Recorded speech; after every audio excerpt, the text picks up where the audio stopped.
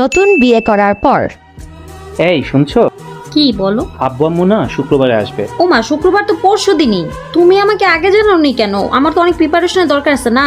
ওনারা আমার বাসায় প্রথম আসতেছে, এটা কোনো কথা হইলো? ফ্রিজে কিছুই নাই, যাও বাজার করতে যাও। আরে লাগবে না তো কিছু করার, তুমি এত অস্থির তুমি হও লাগবে না বললেই হবে, ওনারা অনেকদিন পর আসবে। তুমি এখনই বাজারে যাও। আর হচ্ছে ওনারা মুরব্বী মানুষ, কি খায় না খায় আমি তো বুঝি না, সেই হিসাব করে তুমি বাজার করে নিয়ে আসবা, আমি ওইভাবেই রান্না করে দিব। ওকে যাও। আচ্ছা যাও, শুনো, যাও। আব্বু আম্মু আসলে এমনিতেই জাস্ট মাছ। এত কথা শুনতে চাই না, তুমি যাও তো বাজারে। আমার অনেক রান্না বান্নার কাজ আছে, আমি ওগুলোর প্রিপারেশন নিচ্ছি, তুমি যাও।